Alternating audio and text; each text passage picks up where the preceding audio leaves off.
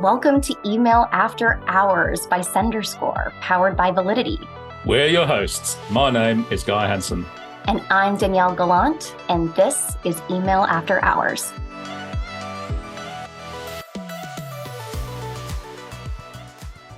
Unless you've been living under a rock for the past couple of months, if you're an email marketer, you've heard of Gmail and Yahoo's new bulk sender requirements. These new policies, which focus on email authentication, unsubscribing, and complaint rates, were introduced to improve user and subscriber experiences. And in short, it's fair to say that they've caused some email marketers to panic.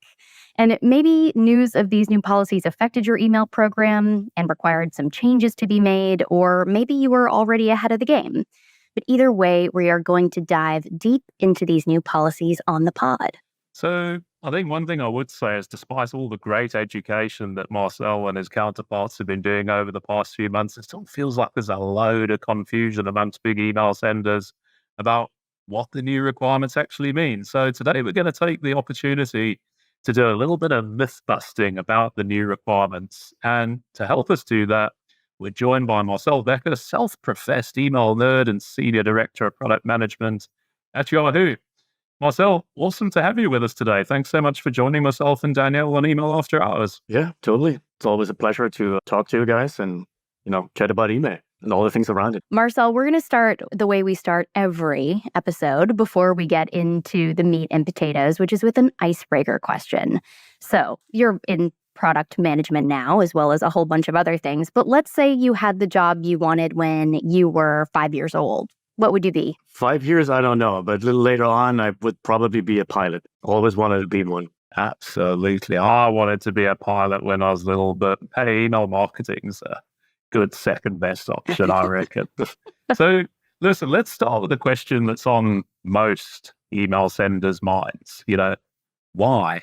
Tell us about why these new requirements have been implemented. Let's clarify the timeframes for being rolled out, because in theory, we're in February now. They are official. They're being enforced, but it's going to take a few months before we see the full impact, right? Yeah, and these are like two questions in one, right? But focus on the first one. I would actually ask back, why not? When I look at them, when I look at why were the goal of those, I would say they make perfect sense. They're designed to protect both the users as well as the senders and the brands, right? To create a more secure environment for everybody.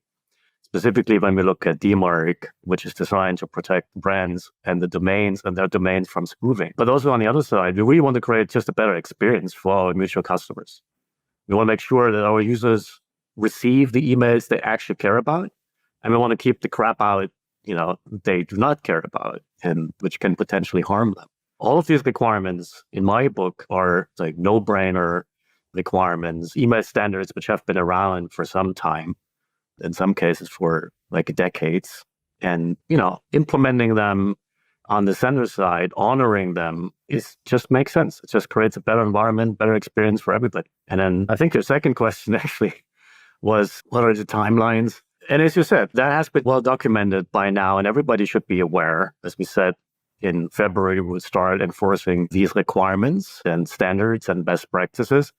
Doesn't mean, and I think that's very important to note, it doesn't mean that there is a single flag day. There's nobody at Yahoo or any other mailbox provider, was or will be sitting there on a specific date and, hit a button, a big red button, and then all of a sudden all mail gets blocked and nothing works anymore and sky is falling. Of course, that did not happen and that will not happen.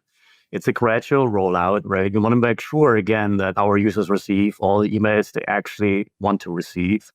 We don't want to disrupt anything in any way, because that's not a great user experience either. And at the same time, obviously, we need to start enforcing some of these, right? As we've seen, just talking about these best practices and, asking nicely did not work for the last 10 years. So we need to, provide an incentive in a way, in the form of requiring these standards and email best practices to be implemented. So as we progress through the rest of the year, senders will see more and more deferrals maybe and relevant reject messages, SMTP reject messages which will tell them specifically why we did not want to accept that email or why we deferred it.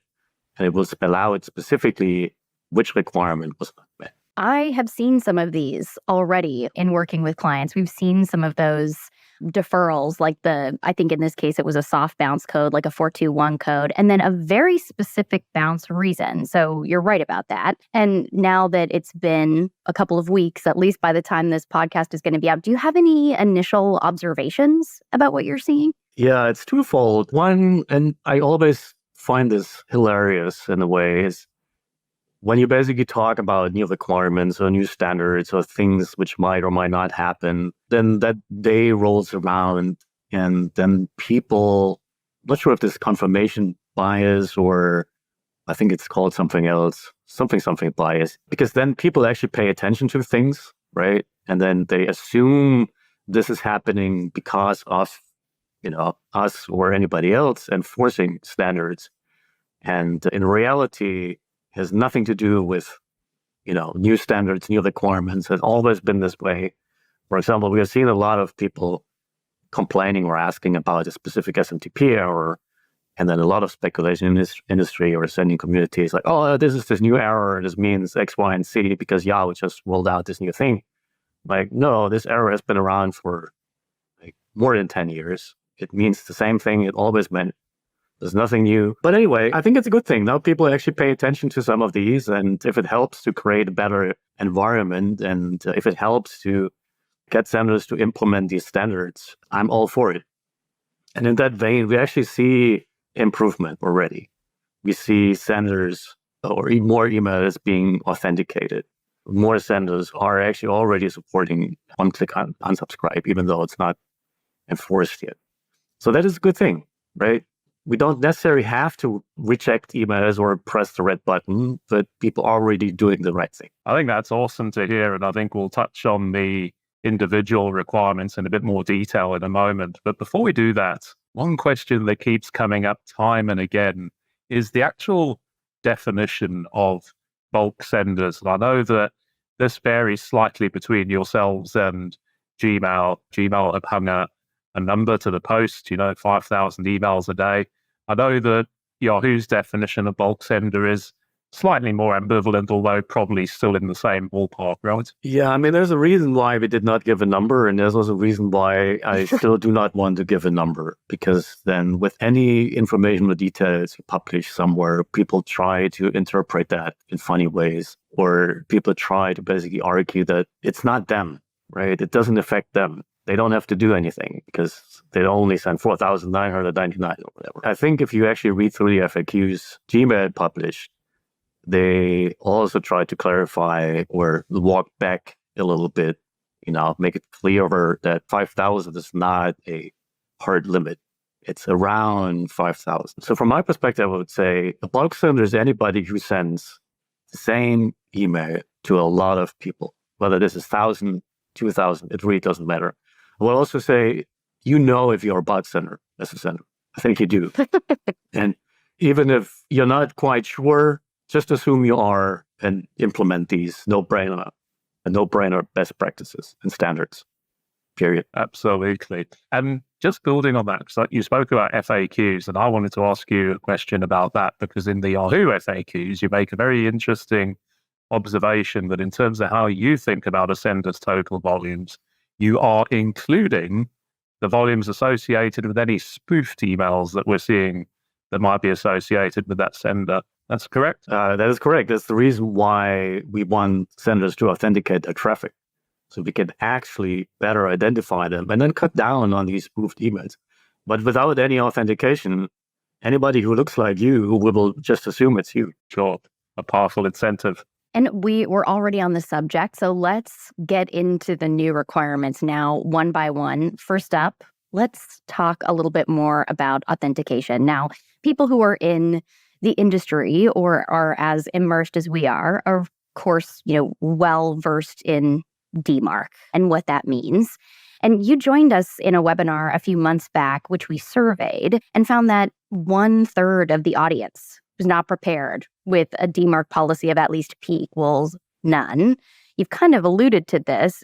Did everyone implement DMARC on time? And explain to us how and why DMARC benefits users for Yahoo and Gmail, and maybe senders too. Yeah, let me start with the latter part, the why. DMARC is really designed to protect brands, first and foremost, from being abused and spoofed, which in turn helps our mutual customers to ensure they're only interacting with legit emails sent by these brands, right? Or in layman's terms, it's basically designed to avoid that anybody can send email as bankofamerica.com to our customers and scam them out of their savings. So that's what DMARC is for.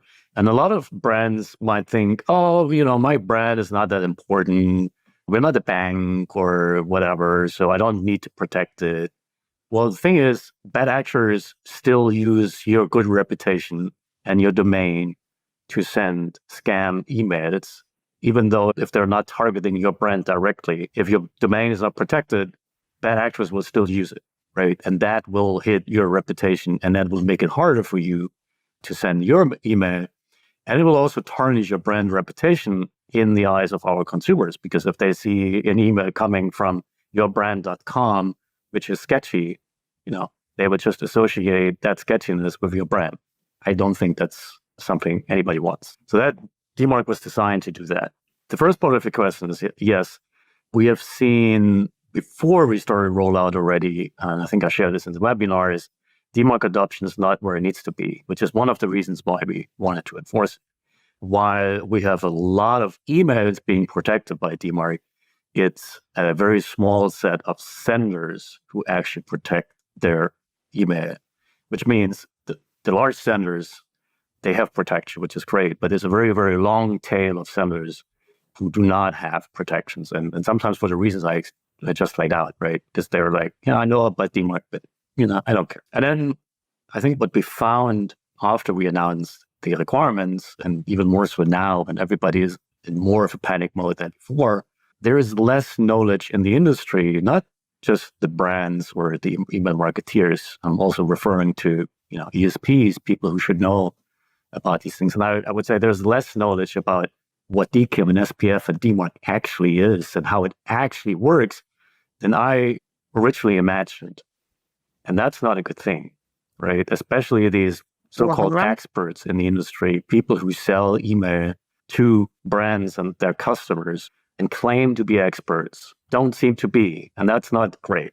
And that's something worth fixing. Now, I'll tell you what, talking about the sort of disconnect between what people think and what the reality is, let's talk about the requirement for one-click unsubscribe, because I've spoken to plenty of senders over the last couple of months, and we've talked about this, and they've gone, yeah, that's cool. We've got a one-click opt-out link in our email footer, and it's, hold on a second, that's not what Yahoo and Gmail are looking for.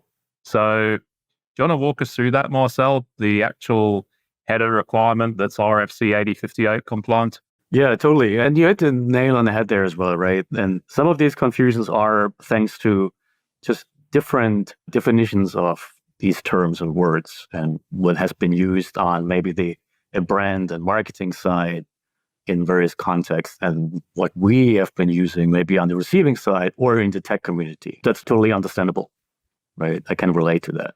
It also means we need to clarify this a little bit more, and we use that as an opportunity to update our documentations and FAQs. And obviously, that's also one of the reasons why I'm happy to, sit in a podcast like this or anywhere else and answer these questions, because I realize more education is needed, and not necessarily because people didn't do their job properly. But in this specific context, yes, unfortunately, there is the term one-click unsubscribe means different things to different people on different sides, or on two sides of the aisle, so to speak. And I would basically say what we would call traditionally a one-click unsubscribe in the body of an email is, in most cases, not a one-click unsubscribe, right? Maybe we should call this at least a two-click unsubscribe, because you usually need to click on the link in the email. And then you need to click a button. So that's two clicks, not one click. So what we're referring to in our requirements is what I would call true one-click unsubscribe.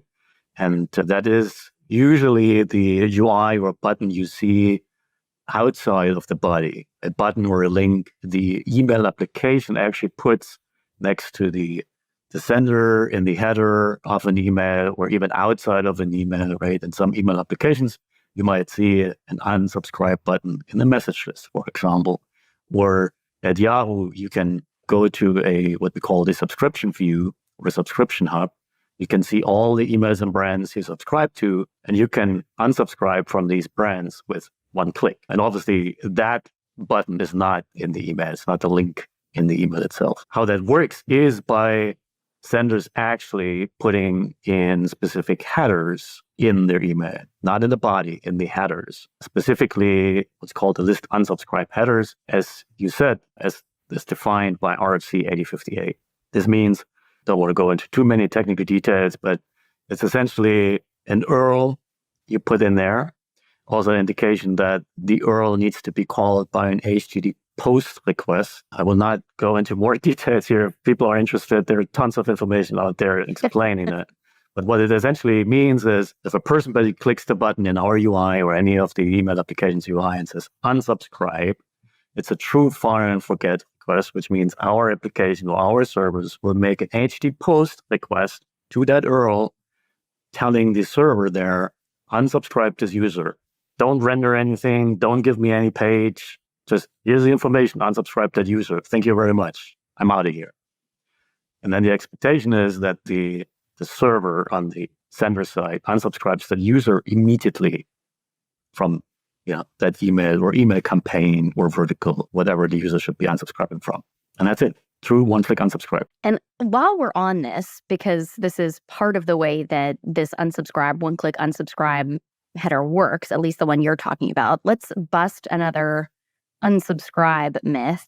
A question we get a lot is, won't we see an increase in opt-outs because spam filters are clicking on our links? Like, aren't we going to see that go way up if we have this one-click unsubscribe header in this specific RFC 8058 format? A very short answer, no. That's why this was designed as an HTTP post request. So typically, when bots go through an email, anti-spam bots, whatever those might be, right, and they see an URL, what they do, they issue an HTTP GET request, right, because they want to see what happens if a user would click that link in a browser. And the specification of RFC 8058 very specifically states that if you get an HTTP GET request on that URL, you should not do anything, or might even say you must render an unsubscribe page. The same page you would render if for the unsubscribe link you put in the body. And then there you can do the same thing you do today, right? You can show a preference sender.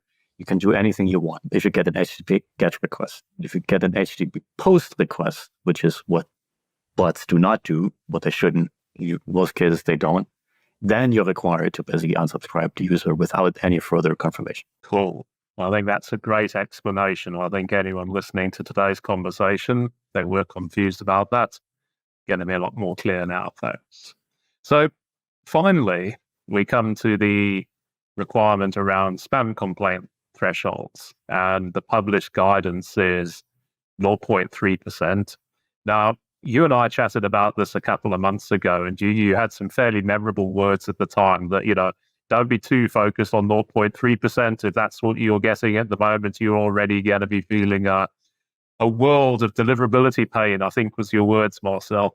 So should the way that we're actually thinking about this be, you should never exceed a complaint rate of 0.3%, but the long-term average that you as a good sender should be aiming for is actually much lower? Would that be a fair way of paraphrasing it? Yes, absolutely. So that threshold is also nothing new. It's just that we now talked about it. I recently saw somebody on LinkedIn posted some interesting little story and article, basically equating that to rules a bar owner or the regulars basically post at the bar.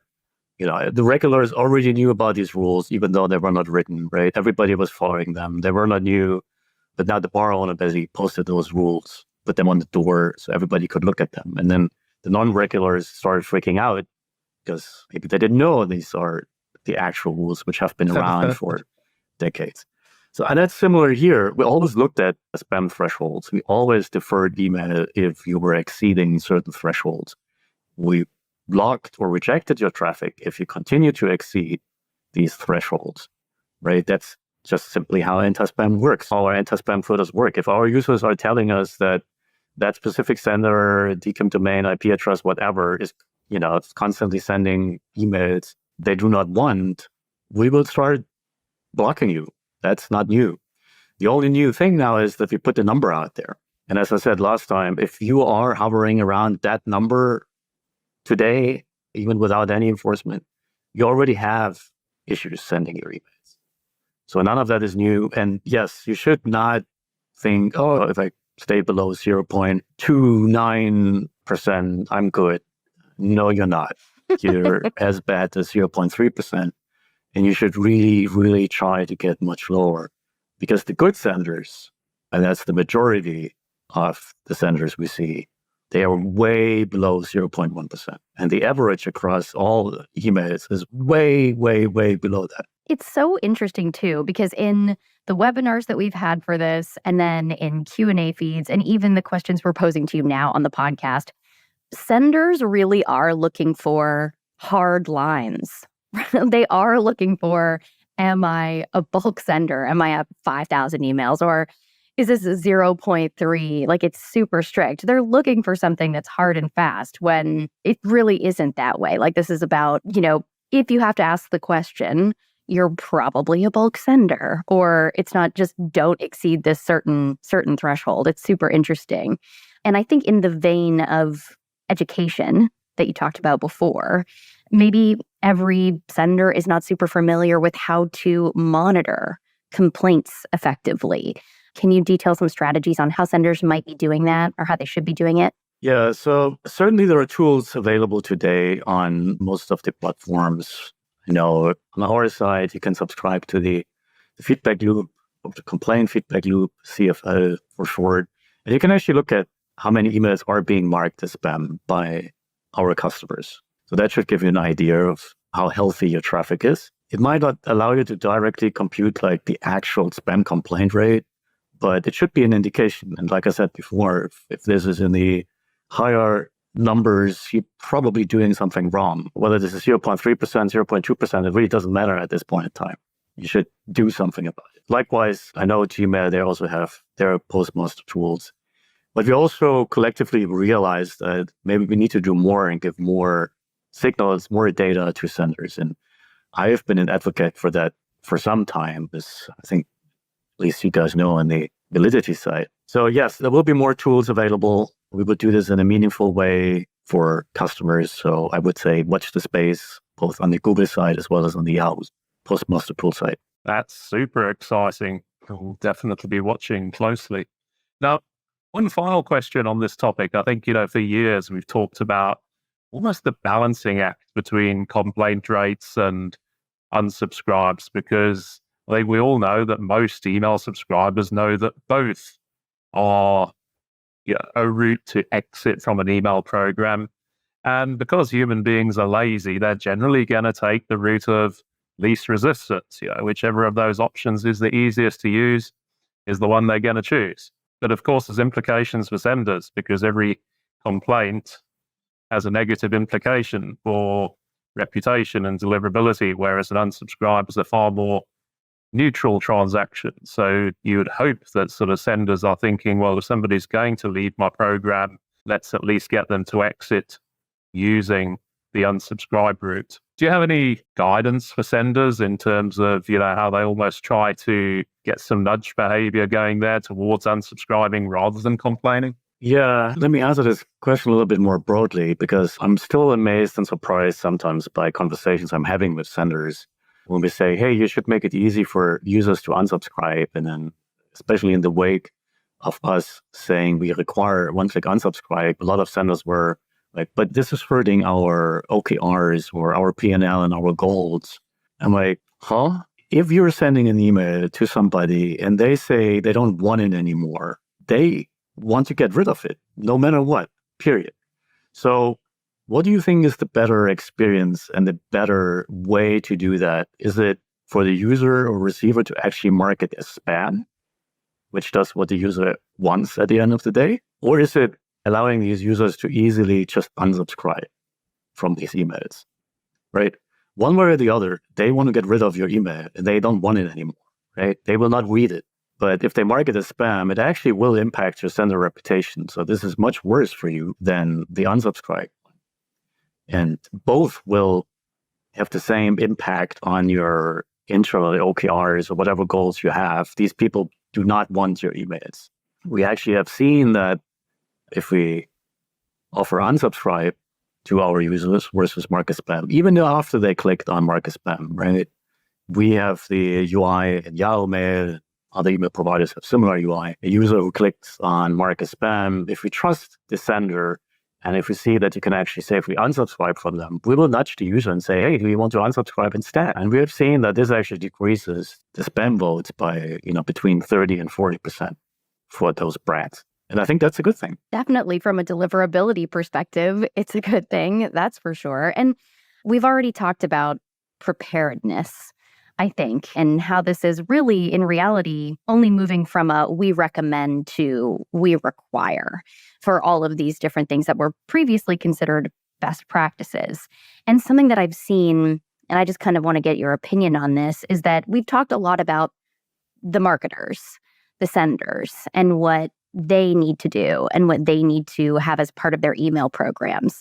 But you touched on ESPs before and their preparedness too, because I know that they have also had to either make some changes or make some adjustments, even if it's to the amount of time it takes, say, to process and honor an unsubscribe request. Do you think at all that it's incumbent upon ESPs to have some of these things as requirements out of the gate for senders? I would think so. I mean, that's at the end of the day, I think that's the goal, right? Just like ESPs or anybody who's allowing somebody to send email, be it personal email, be it bulk email, right? We do not tell any of those customers, consumers, be it on the business side or the consumer side, how email needs to work and that they need to set up certain DNS records and MX records and, jump through certain hoops. It just works, right? There's a front end. There's a button, you can send an email and poof, magic happens. I would say this is a perfect opportunity for all of these ESPs, tools providers, platform providers to implement that magic into their platform, right? So senders should not worry about any of that. Just like they don't need to worry about all of the other basic email technology. And yes, I get it. In some cases, it's not that straightforward, right? It will be, especially when we talk about DMARC, who controls the DNS, who can set this up and all of these things. But I think there's an opportunity to come up with solutions which make this as simple as possible. Absolutely. And I think, talking about solutions, we've spent a lot of time today talking about the current state, but you're a huge advocate for best practices. And I'm sure you've got a few thoughts in terms of where you'd like to see these kind of requirements go next. Any thoughts in terms of how they might be tightened up further over the months and years to come? Yeah, absolutely. I mean, I think the most important message here is this is just the beginning. This is not the end goal. We will not stop there because you can imagine just requiring DMARC policy of none for DMARC. That's not what DMARC is for. It doesn't protect anything. The end goal for a DMARC policy is obviously reject, because only then does DMARC what DMARC is supposed to be doing, which is, protecting the brand's domain and reputation and the customers from interacting with scam and phishing emails. So I think senders, ESPs, everybody should basically treat this as this is the first step in the right direction in making email a better experience for everybody and making it a more secure environment for everybody and helping us and working together in just creating a more trusted environment. There's a lot of abuse happening in email. I always like to quote the fact that 90% of all emails we see floating around are spam and scams, right? They're not legit. And we need to cut down on that, right? There's a lot of noise out there, a lot of garbage floating around in the email world, and that's not great. I believe email has the potential to be even more useful on both sides for consumers as well as for brands and marketeers. But we need to make the necessary steps into the right direction to make this more secure and trusted, specifically for our mutual customers. So I would say expect more, not less. We need to work closer together to make sure we can actually create that trusted environment. I don't know, in some other areas of the internet, people speak about if you want to participate in certain, be it social networks or something like that, actual identification is required. Who knows? Might be a great idea for email as well. Buckle up, everybody. Buckle up and enjoy the ride. That was so awesome. And we're going to start to move out of the individual requirements.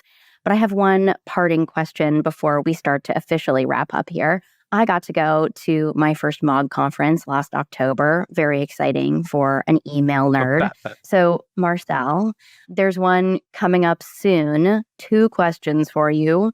1, please tell people what MOG stands for as an acronym and what it is. We've done that before on the podcast, but I think we'll need a refresher. And I know what happens at MOG stays at MOG. But can you share any insider news on what might be discussed? Yes, well, MOG or M3AAWG, I believe, which messaging, malware, mobile anti-abuse working group. Very good.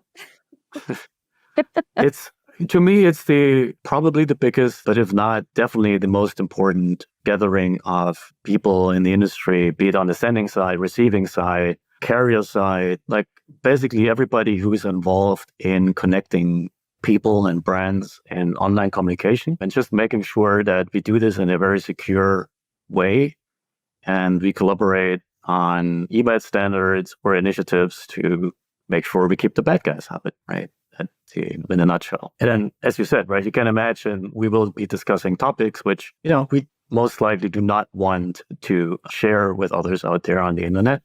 But we also discuss topics there which help create this better experience for our mutual customers and make it better. This has been such an awesome conversation today, and I'm so glad you've joined myself and Danielle to have it. We do need to start wrapping up, and we're going to throw a couple more quick-fire questions that you literally sort of one-sentence answers. But you've got this great view of the email marketing universe.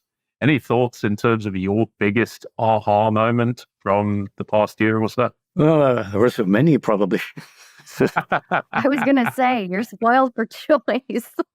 No, I think what I said before, I think the biggest aha moment in the context of what we've been discussing today is just how little some players in the industry were prepared and how much work we still have to do in the industry, collaborate and work together on creating that better experience and more trusted environment. And mine now, my closing quickfire question for you. And usually we're asking like marketers about this. We don't typically ask this of people who are on the other side.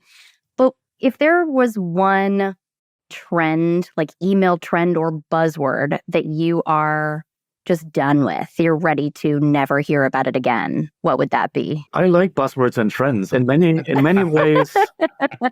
In many ways, this means like people care about this stuff, or people are looking at new ways and maybe even innovation, and it usually pushes things forward. Sometimes I read certain words and terms on the marketer side and like, this is not a real thing, or this doesn't really exist.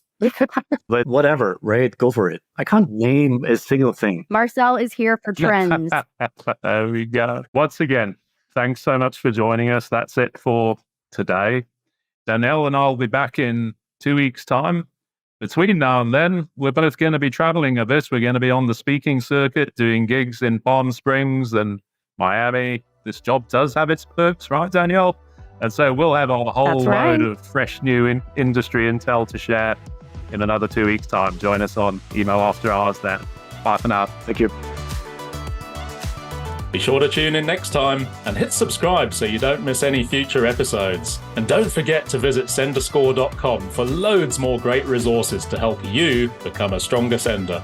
To all you sleepless senders out there, thank you for joining us after hours, and see you next time.